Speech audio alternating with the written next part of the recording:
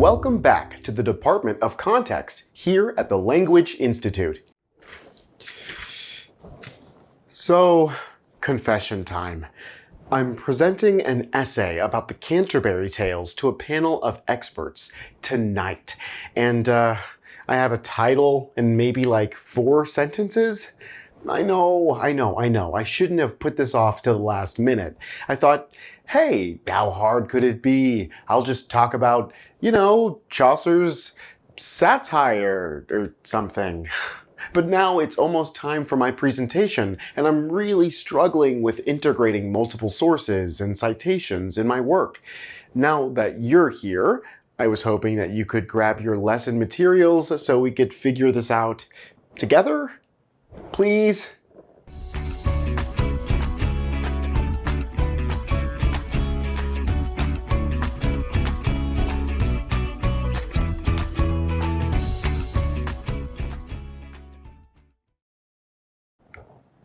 You came back. Oh, thank you. With your help, I know I can get my presentation ready.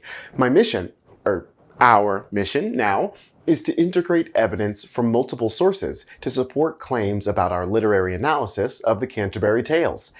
That means we'll be using both primary and secondary sources as evidence.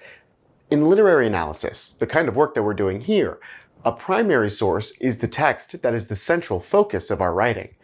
It's the text that we're writing about. A secondary source is a resource that discusses the primary source, providing additional context, analysis, or interpretation. The essay I'll be presenting tonight is about the Knight's Tale in the Canterbury Tales. So that means that the Canterbury Tales is my primary source, and anything I use to provide more insight into that text, whether it's an article analyzing the chivalric values of the knight, a book on medieval society, or even a lecture on Chaucer's satire, would be considered a secondary source. I've been working on a couple of claims that I want to make, but I need to work out the evidence and reasoning to support them. I've got this idea that maybe Chaucer was secretly trolling everyone with the knight character.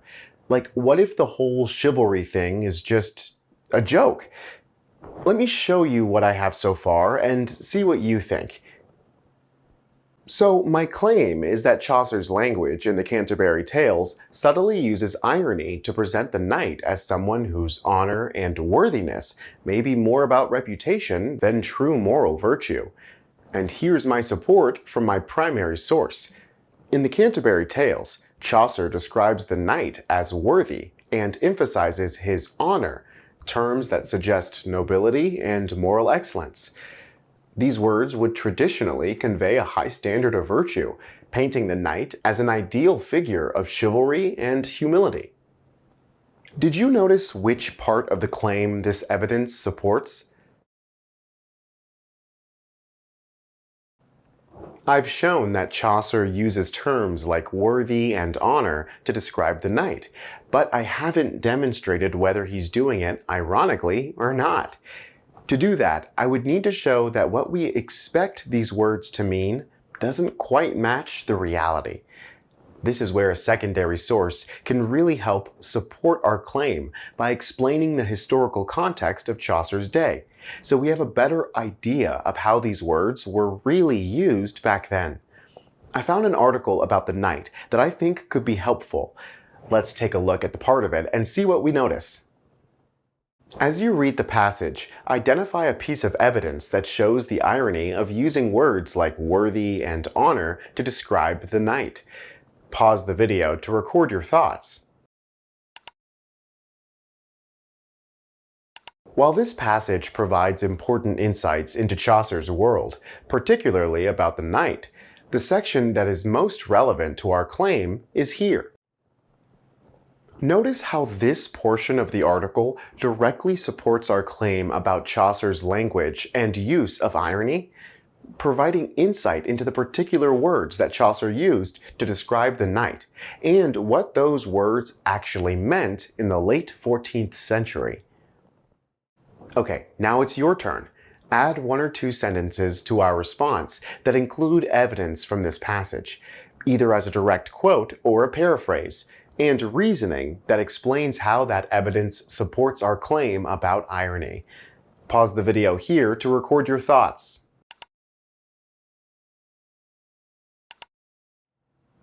Here's one way to incorporate this source into our response. The article suggests that words like worthy and honor in Chaucer's time had complex meanings that could imply both reputation and power, not just moral goodness. This layered language allows Chaucer to use irony to challenge the chivalric ideal and question whether the knight truly embodies it. Notice how I first introduce the source's evidence and then explain how it supports our claim. That's the winning CER formula in action. Putting it all together, here is our response. Now there's just one more step we need to take. Because we're using multiple sources to support our claim, we need to cite each source we use. When you cite a source, give credit to the author for any information or ideas that are not your own. For our first step with citing sources, we're going to be placing the author's last name in parentheses at the end of the sentence to identify which source each piece of evidence comes from. In upcoming lessons, we'll dive deeper into the academic guidelines for citations. So for now, when we use evidence from our literary passage from the Canterbury Tales, we'll identify that with the last name Chaucer. And when we use evidence from the article, we'll use the last name Huff. We'll need to identify each sentence that includes evidence from one of our sources. Here's our first piece of evidence from the Canterbury Tales. To include an in-text citation, simply add in a set of parentheses before the period that includes the last name of the author. Let's do the same thing for our second piece of evidence. Before the period, add in a set of parentheses with the author's last name to identify that we're using evidence from the article. Now we've got a complete response, and now I'm that much closer to being ready for my presentation. You've been a huge help. I have one more unfinished claim that I would love for you to take a look at. Okay, here's what I have so far. As you read, consider which part of the claim needs to be supported with evidence. Pause the video here to read and write down your thoughts.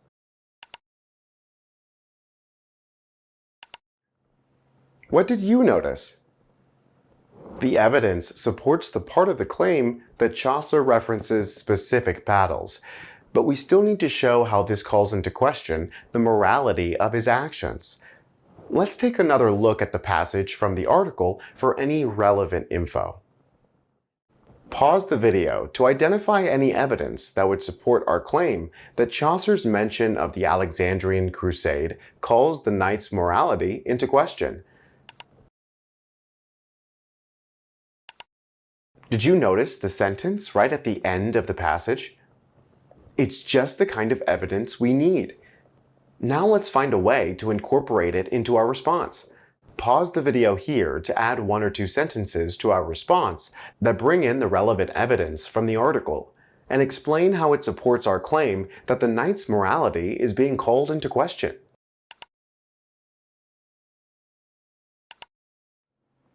Here's what I came up with. The article emphasizes that the Alexandrian Crusade, a violent campaign driven largely by profit, adds a layer of complexity to the knight's character. It was known for its focus on profit, which makes us question the knight's morality.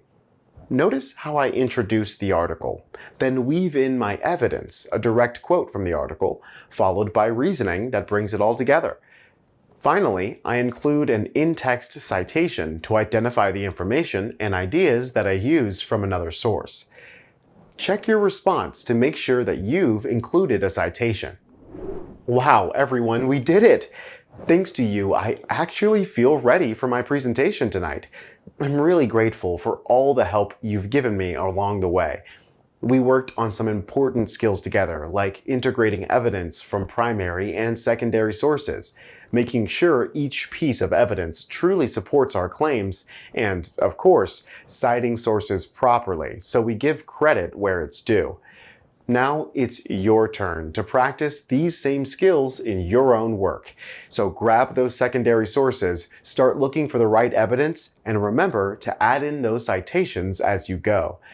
All right, wish me luck, and good luck on your own work. Hey, hey.